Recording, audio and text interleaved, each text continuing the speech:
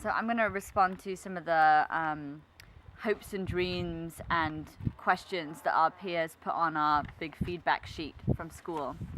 And this is one that makes me want to continue working on this piece because somebody is still asking this question of our work. It's been written, do you see yourself as feminists?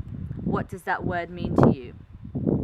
Why are you telling the story and why have you failed? So there's kind of 3 points within there. I find it a bit mind-boggling that that question's being asked of our piece. Do you see yourself as feminists? I think it's pretty clear in our piece that the arguments that we're making are very overtly feminist arguments.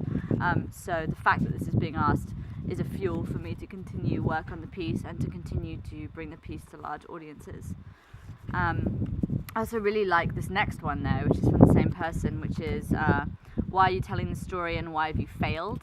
Because I think it implies that the audience member has perceived that we are in some way failing to tell the story.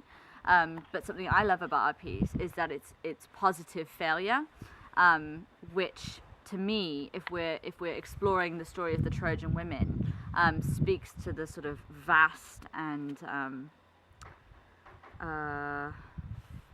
epic nature of the story. And I always feel very overwhelmed and just awe-inspired by the power of stories. And so to me this speaks to the power of the story that we're telling, and also the fact that an audience member has perceived that we've failed. So I find that really exciting, but I also think it's a question that we need to continue to explore in the work, and that there will be a lot more exploration of this in future drafts of the show. Is it acting or is it? Is it a typo or is it? Maybe this means, is it acting or isn't it? Because that's something that we've been working on a lot.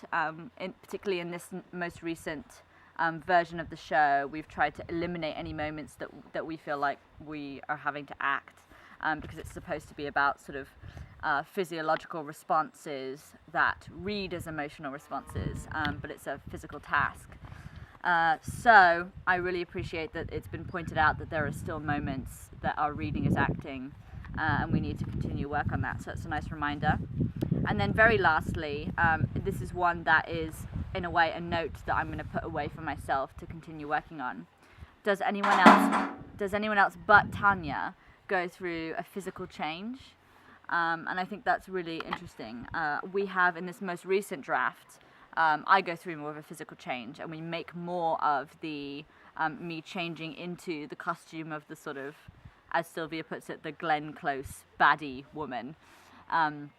And now I change out of that costume as well, and I'm sort of restored to myself, which is a really lovely circular arc, as everyone's been saying. But I do also think that it implies some kind of change in, I have a journey now, basically.